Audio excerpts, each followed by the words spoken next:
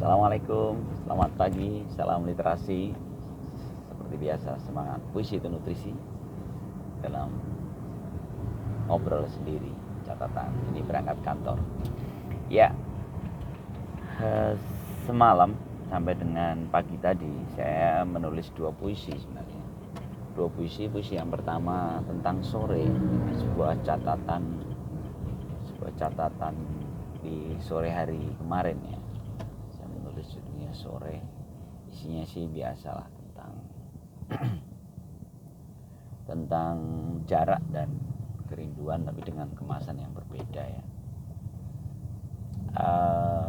Agak romansa gitu.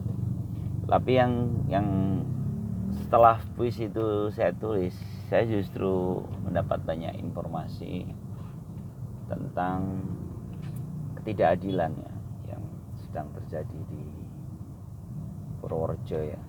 Ya entah, saya belum baca detail kasusnya, tapi terasa ada tanda petik ketidakadilan sehingga ada demonstrasi warga dan beberapa warga sempat ditangkap dan sebagainya.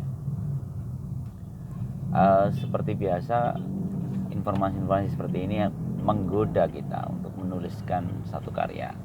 Biasanya begitu. Bahkan kalau pada beberapa kasus itu malah ada teman-teman yang, mana mas tulisan tentang ini gitu, seolah-olah request tulisan tentang sesuatu yang sedang aktual gitu ya. Biasanya saya malah agak-agak tergagap gitu kalau menulis hal-hal yang seperti itu. Nggak terlalu jago menulis request, by request itu malah justru nggak terlalu. Namun terkait kasus yang di Wadas itu sebenarnya seperti memantik saja ya. Saya nggak terlalu mengerti kasusnya, dan sedang saya baca, saya ngikutin aja polanya. Bisa jadi kita salah baca.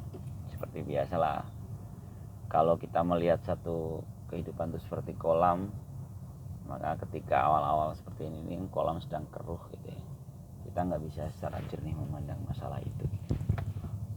Tapi paling tidak itu memantik satu puisi baru yang saya tulis selesaikan pagi ini. Sebenarnya sudah saya pikirkan dari semalam, tapi ya salah proses produksi puisi saya itu biasanya kalau menulisnya mungkin dalam sesaat ya, hanya sekitar 5 menit.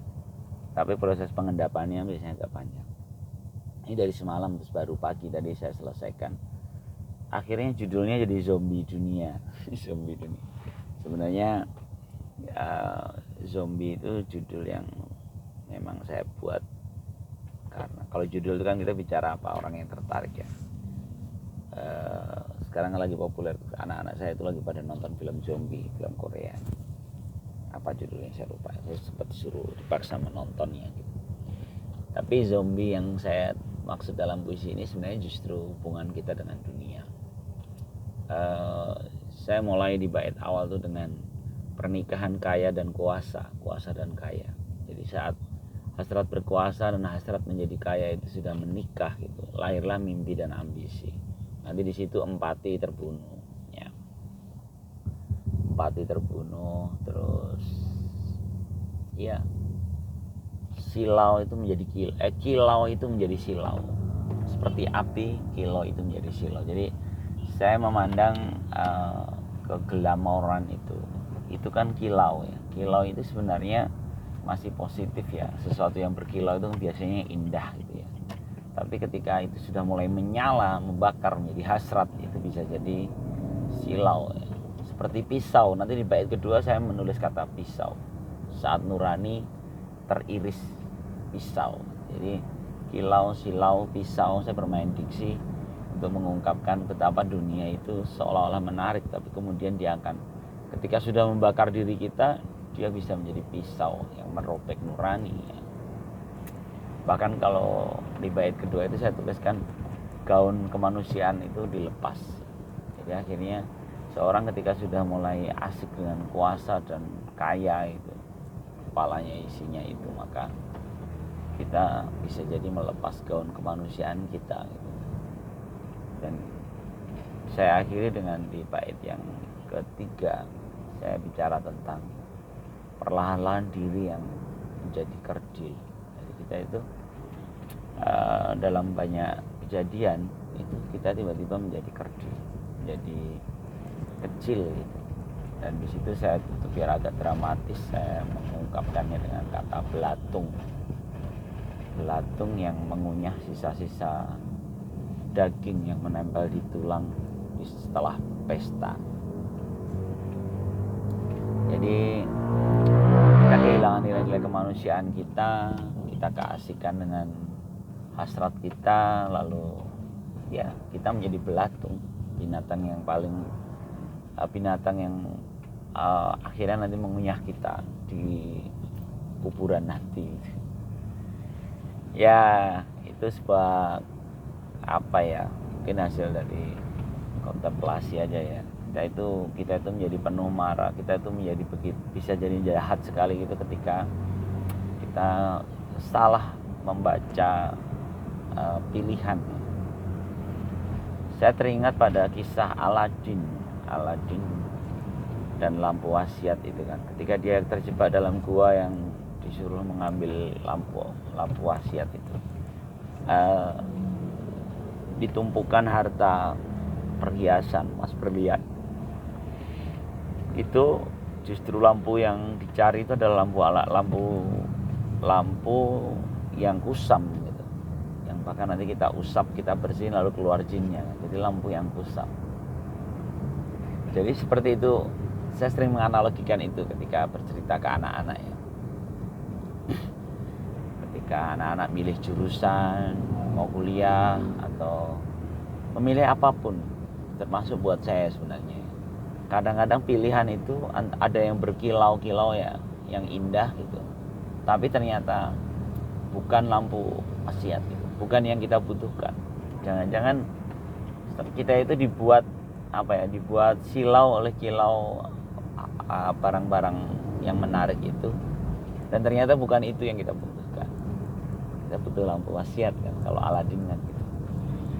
Misalnya kita jurusan kuliah, kadang-kadang yang dipertanyakan justru nanti kerja di mana, jadi bisa jadi orang kaya ya kan gitu, sukses, ngambil yang itu. Jangan-jangan bukan itu gitu, bukan itu yang kita butuhkan sebagai diri kita. Kalau kita mau bahagia, jangan-jangan bukan itu gitu. Bahkan kemarin dapat YouTube bagus sekali ya, percakapan antara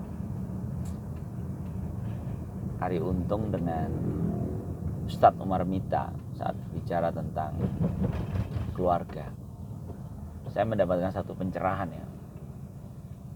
Dia menukil tentang ayat tentang qurrata a'yun dalam doa ya, doa Rabbana hab lana min azwajina wa min dzurriyyatina qurrata a'yun.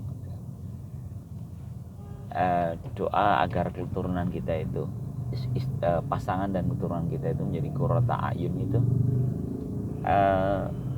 oleh Ustadz Umar Mita disampaikan bahwa itu katanya ini salah satu penafsiran ayat gitu ya. Ada satu mufasir yang menafsirkan qurrata a'yun itu dengan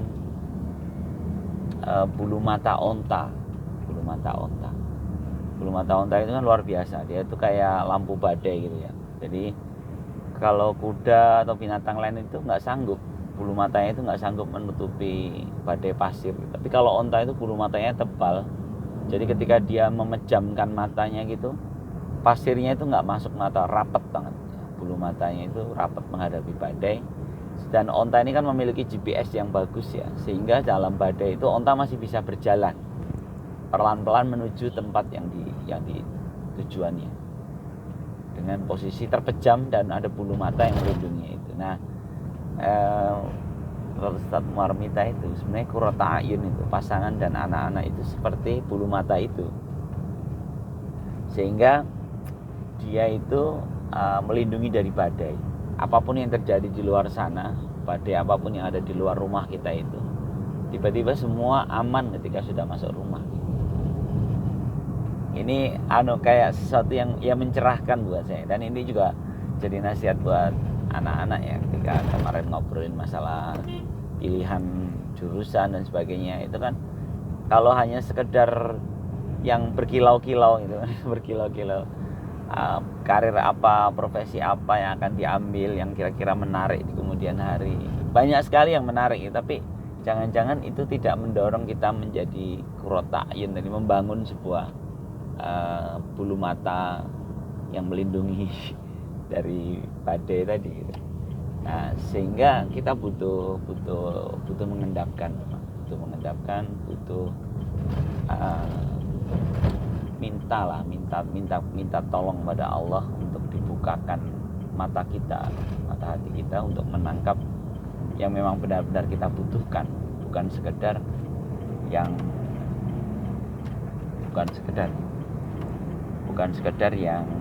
menyenangkan gitu. Bukan yang sekedar menyenangkan untuk kita gitu. Karena kalau sekedar kilau saja ya nanti habis itu lenyap. Dan luar biasanya era sekarang ini, era digital sekarang ini, betapa banyak kilau itu ada di sekitar kita ya.